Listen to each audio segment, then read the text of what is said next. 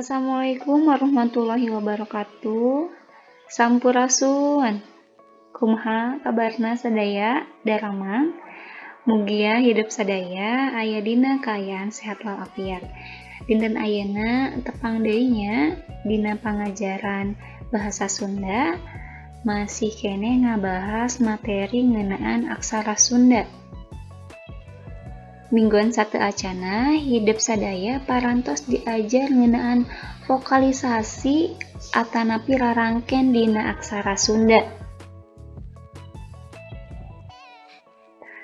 Rarangken atanapi tanda vokalisasi dina aksara Sunda teh kamari parantos ku hidup kuninga aya 13 cenanya. Aya panghulu, aya panyuku, aya pamepet, aya paneleng, aya paneuleung, aya panolong, aya pamaeh, aya pangwisad, aya panglayar, aya pamingkal, panyiku, panyecek, sareng aya panyakra. Mingguan satu acana hidup parantos diajar ngeunaan panghulu. Tah panghulu teh kangge ngarobi sora A ditungtung aksara ngalageuna janten I. Teras aya panyuku kangge ngarobah U. Teras aya pamepet kangge ngarobah sora A na teh janten E. Aya paneleng kangge ngarobah sora A na teh janten E curap. Aya paneuleung kangge ngarobih sora A dina aksara ngalageunana teh janten E. Teras aya panolong anu mana fungsina kangge ngarobah sora A ditungtung aksara ngalageuna janten O. Teras nu pamungkas kamari teh aya pamaeh nu mana fungsina kangge ngilangkeun atanapi ngateuayakeun sora A ditungtung aksara ngalageuna janten upami hidup ngan peryogi K dina aksara Sunda K mah sora vokal ana teh kedah diteuayakeun heula ngangge tanda vokalisasi pamaeh. Tah dinten ayeuna urang ngabahas ngeunaan pangwisad, panglayar, sareng panyecek.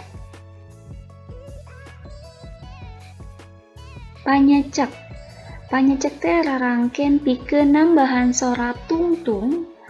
Upami kamari mangarobah tah ayeuna mah panyecek mah kangge nambihan sora tungtung. Janten ditambihanna teh nyaeta eng. Ari wangunna teh sapertos kieu tah. Nya, sapertos huruf O alit. Panyecek di seratna teh di luhureun aksara ngalageuna. Bade ngalageuna bade vokal suara mandiri. Dia contoh-contohna. Dina prakna panyecek teh ditulis kedah disimpan di luhureun aksara ngalageuna sareng vokal. Tadi di ieu teh huruf A nya upami ditambihan panyecek di luhureunana sapertos O alit di luhurna ieu teh dibacana janten A ditambahan ang janten dibacana ang.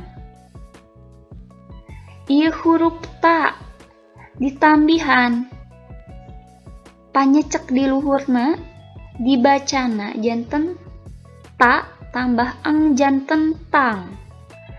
Nah, upami dikana kecapkeun kumaha ieu teh nya? Ieu I, ieu na ditambihan pamaeh hartosna diteuayakeun A na dina aksara ngalageuna janten in. Ieu da ditambihan panyuku nyaeta dirobah A na teh janten U janten du. Du ditambahan panyecek di luhurna janten dung. Ieu dibacana janten indung. Ieu A na ditambihan panyecek janten A ditambihan panyecek tadi nambihan ang ditungtung huruf teh janten A tambahan panyecek janten ang. Ieu nu sapertos 7 teh naon teh kamari K nya ang ka ta takna disimpenan pamaeh nyaeta dipikeun sora A na janten angkat. T hungkul dibacana janten angkat.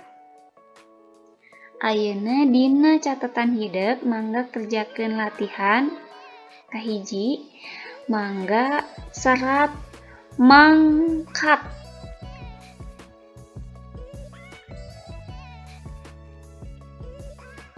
Lajeng pangwisad teh rarangken atanapi tanda vokalisasi pikeun nambahan sora H.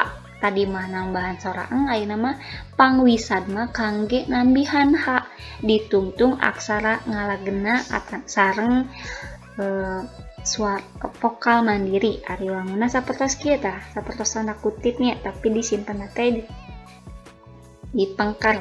Aya contoh-contohna. Dina prakna ditulis ayana pangwisad teh kedah disimpan di tukangan aksara ngalagena sareng vokal mandiri. Di dieu aya huruf I ditambihan pangwisad dibacana teh janten I tambah pangwisad dan dinambahan H di pangker janten ih. Nah, I aya huruf K ditambahan pangwisad di pangkerna janten K teh tambahan H janten kah. Nah, pamilikanna kacapkan sapertos kieu. I huruf ma nu kahiji ma hungkul, nu kadua ma ditambihan pangwisad. Tadina ma tambah pangwisad janten mamah. Margi mah nu kadua mah ditambihan pangwisad nyaeta nambahan huruf H ditungtung aksara. Ayeuna latihan anu kadua mangga dina catetan serat aksara peurah ngangge aksara Sunda peurah. Pa ditambahan paneuleung nu kamari parantos diajar, ra ditambahan pangwisad. Pamungkas panglayar. Panglayar teh rarangken pikeun nambahan sora R. Tah ayeuna mah nambahan sora R ditungtung aksara bade ngalagena bade vokal. Ieu wangunna sapertos kieu, ieu contoh-contohna. Ari wangunna mun ditulis ayana di luhureun aksara bade ngalagena tadi bade vokal. Nah, ieu I ditambihan panglayar di luhurna janten I tambahan R ditungtungna panglayar janten ir dibacana.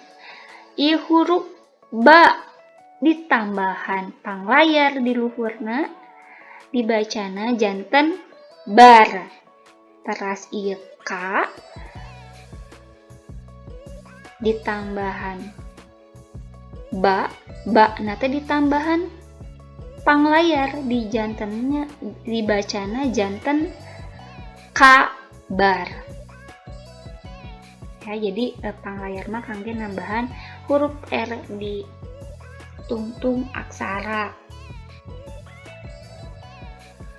Ayeuna latihan katilu mangga serat marga. Hidup meryogikeun huruf ngalagena ma ditambahan panglayar lajeng huruf ga. Ya, mangga dicatat dina catatan masing-masing. Sakitu heula kangge pembahasan ngeunaan tanda vokalisasi atanapi rarangken dina aksara Sunda. Mangga dikerjakeun tugasna dina buku catatan lajeng dikintun dina CBP atanapi LMS sakola. Hatur nuhun kana perhatosana mugia kahartosku sadayana. Wabillahi taufiq wal hidayah. Wassalamualaikum warahmatullahi wabarakatuh.